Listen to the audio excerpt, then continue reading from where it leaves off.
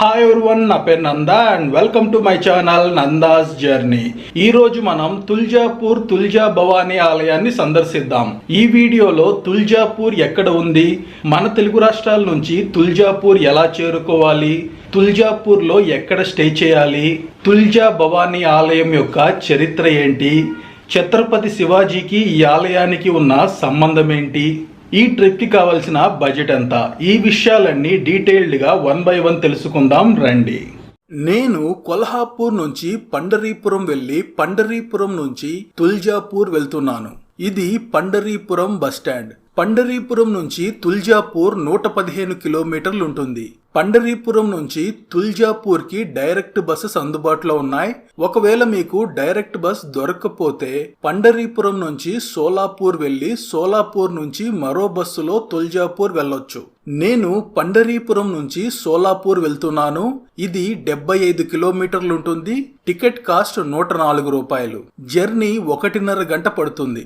నాకు తరువాతి రోజు ఉదయం 6:50 సోలాపూర్లో ట్రైన్ ఉంది. అందుకే నేను సోలాపూర్ వెళ్లి సోలాపూర్లో రూమ్ తీసుకొని సోలాపూర్ నుంచి తుల్జాపూర్ వెళ్తున్నాను. తుల్జాపూర్లో రూమ్ తీసుకుంటే ఎర్లీ మార్నింగ్ తుల్జాపూర్ నుంచి సోలాపూర్ చేరుకొని ట్రైన్ క్యాచ్ చేయడానికి ఇబ్బందిగా ఉంటుంది. ఇదే సోలాపూర్ బస్ స్టాండ్. ఈ బస్ స్టాండ్ కి 1/2 కిలోమీటర్ దూరంలో రూమ్ తీసుకున్నాను. Hotel name orient elite. రండి రూమ్ ఎలా ఉంటుందో చూపిస్తాను. ఈ రూమ్ నాకు 850 రూపాయలు పడింది. యాక్చువల్ గా నేను బుక్ చేసుకున్నది సింగిల్ రూమ్ ఖాళీ లేకపోవడంతో ఈ రూమ్ ఇచ్చారు. కొంత సమయం రెస్ట్ తీసుకొని లంచ్ చేసుకొని సోలాపూర్ బస్ స్టాండ్ చేరుకున్నాను. సోలాపూర్ నుంచి తుల్జాపూర్ వెళ్ళడానికి రెగ్యులర్ గా బసెస్ అందుబాటులో ఉంటాయి. సోలాపూర్ నుంచి తుల్జాపూర్ 46 కిలోమీటర్లు ఉంటుంది. టికెట్ కాస్ట్ 70 రూపాయలు. జర్నీ 1 అవర్ ఉంటుంది. ఇప్పుడు మనం మన తెలుగు రాష్ట్రాల నుంచి తుల్జాపూర్ ఎలా చేరుకోవాలో చూద్దాం. తుల్జాపూర్ కి nearest railway station Solapur railway station. మన తెలుగు రాష్ట్రాల నుంచి సోలాపూర్ కి డైరెక్ట్ ట్రైన్స్ అందుబాటులో ఉన్నాయి. ఆ ట్రైన్ డీటెయిల్స్ డిస్క్రిప్షన్ లో ఇస్తాను, చెక్ చేయండి. సోలాపూర్ రైల్వే స్టేషన్ నుంచి బస్ స్టాండ్ 2.5 కిలోమీటర్లు ఉంటుంది. ఆటోలో చేరుకోవచ్చు. సోలాపూర్ నుంచి తుల్జాపూర్ కి రెగ్యులర్ గా నాన్ స్టాప్ బసెస్ అందుబాటులో ఉంటాయి. తుల్జాపూర్ బాలాఘాట్ పర్వత శ్రేణులపై ఉంది. తుల్జాపూర్ చేరుకోవటానికి ఈ ఘాట్ రోడ్ ద్వారా కొండపైకి వెళ్ళాలి.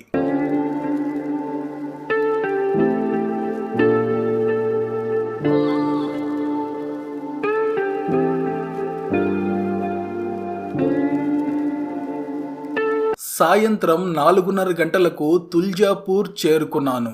బస్ స్టాండ్ నుంచి తుల్జా భవానీ ఆలయం 1.5 కిలోమీటర్ ఉంటుంది. ఆటో వాళ్ళు 30 రూపాయలు ఛార్జ్ చేశారు.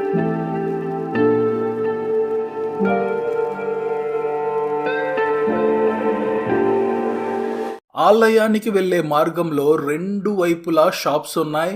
మీకు ఇంట్రెస్ట్ ఉంటే షాపింగ్ చేయొచ్చు. మీరు ఈ ఆలయ సమీపంలో స్టే చేయాలనుకుంటే శివపార్వతి భక్త నివాస్ ఉంది. Non AC double bedroom 700 charge చేస్తారు. ఇక్కడ డార్మెటరీ హాల్ కూడా ఉంది. ఇందులో 15 మంది స్టే చేయొచ్చు. 2000 రూపాయలు ఛార్జ్ చేస్తారు. దాని బుకింగ్ లింక్ డిస్క్రిప్షన్ లో ఇస్తాను, చెక్ చేయండి. ఇవి కాకుండా ప్రైవేట్ హోటల్స్ కూడా ఉన్నాయి. దేనిలో స్టే చేయాలనేది మీ చాయిస్. ఇదే ఆలయ ఎంట్రన్స్. దీన్ని చూస్తే ఆలయ ఎంట్రన్స్ లా లేదు, పెద్ద కోట ఎంట్రన్స్ లా ఉంది. ఈ ఆలయం చేరుకోవడానికి 3 మార్గాలు ఉన్నాయి.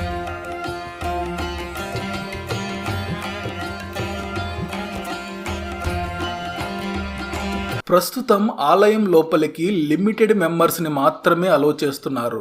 కాబట్టి దర్శనానికి వెళ్లే ముందు ఫ్రీ పాస్ తీసుకోవాలి. ఆలయ ఎంట్రన్స్ కి లెఫ్ట్ సైడ్ బిల్డింగ్ కనిపిస్తుంది కదా, అందులోనే మనం పాస్ తీసుకోవాలి. ఈ కౌంటర్ లో మనకి ఫ్రీ పాస్ ఇస్తారు. మీరు వచ్చేటప్పుడు ఐడి ప్రూఫ్ తెచ్చుకోండి. Aadhaar card, voter card or any other government IDs. ఇది ఫ్రీ పాస్. దీనిని మనం క్యూ లైన్ లోకి వెళ్ళినప్పుడు ఇవ్వాలి. రండి ఆలయం లోపలికి వెళ్దాం.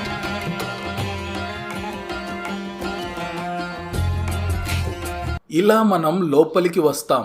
ఆలయం చేరుకోవటానికి ఇంకా కిందికి వెళ్ళాలి.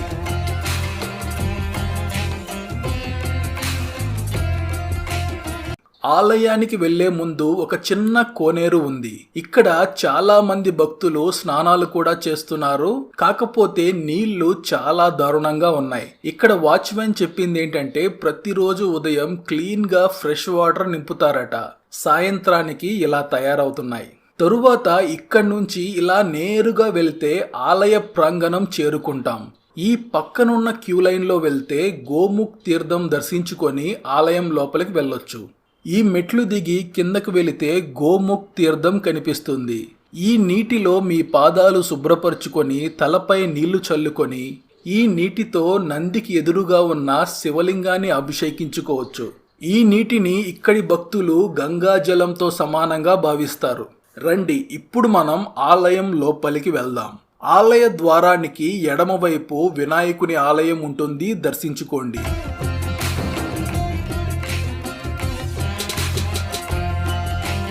ఈ ఆలయ ద్వారం ఎంత గ్రాండియర్ గా ఉందో చూడండి.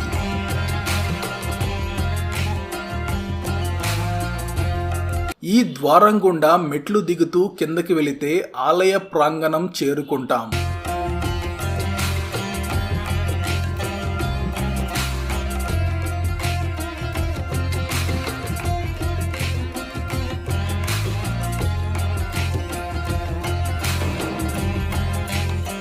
ఈ ఆలయం ఇతర ఆలయాలకు భిన్నంగా ఉంటుంది.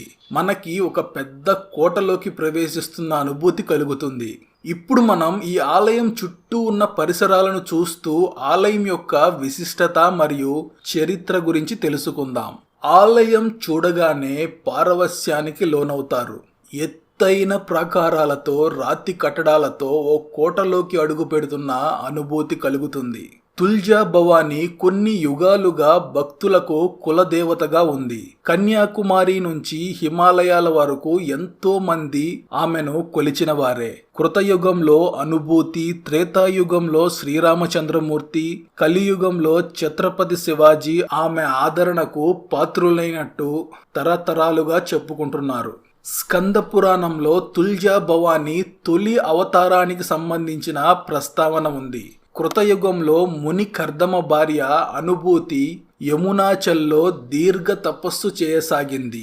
యమునాచల్ అంటే ప్రస్తుతమున్న తుల్జాపూరే. కుక్కుర్ అనే రాక్షసుడు ఆమె తపస్సుకు అవరోధం కల్పించి ఆమెను అవమానపరిచాడు. దీనితో ముక్తి కోసం అనుభూతి దేవి భాగవతిని ప్రార్థించటంతో ఆమె ఆయుధాలు ధరించి వచ్చి యుద్ధంలో రాక్షసుని కడతీర్చింది. అనంతరం భాగవతిని ఇక్కడే ఉండిపోమ్మని అనుభూతి ప్రార్థించటంతో శాశ్వతంగా ఆమె ఇక్కడే కొలువైందని అంటారు. భక్తుల కోరికను త్వరితగతిన తీరుస్తుంది కనుక త్వరిత భవాని అని పిలిచేవారు. తరువాత తుల్జా భవానీగా కాలగమనంలో పేరు మారిందంటారు. ఆలయంలో అమ్మవారి విగ్రహం ఎల్లప్పుడూ చలన స్థితిలో ఉంటుంది, అంటే కదులుతూనే ఉంటుందని అర్థం. ఇలా విగ్రహం ఎప్పుడూ చలన స్థితిలో ఉండే దేవాలయం భారతదేశంలోనే కాదు, ప్రపంచంలో ఎక్కడా కూడా మనకి కనిపించదు. నిజానికి ఈ విగ్రహం కదలదు, మన కళ్ళకి కదులుతున్న భ్రమ కలిగిస్తుంది. తుల్జా భవాని దీవెనలకై ఛత్రపతి శివాజీ తరచుగా ఈ ఆలయాన్ని దర్శించేవారని ప్రతీతి. మరాఠా ప్రాంతంలో అత్యంత ప్రాచుర్యం పొందిన ఆలయంగా తుల్జా మాతా దేవాలయం నిలిచింది. నాటి బోన్స్లే పాలకులకు తుల్జా మాత కుటుంబ దేవత. అమ్మవారి దీవెనలతో ఛత్రపతి శివాజీ యుద్ధ భూమిలో ప్రతిసారి విజయం సాధించేవారు. అంతేకాదు తుల్జా భవాని ఛత్రపతి శివాజీకి ఖడ్గాన్ని బహూకరించిందని ఇక్కడి ప్రజల విశ్వాసం. ఈ ఆలయాన్ని పురాతనమైన హేమాడ్ పంతి శైలిలో నిర్మించారు.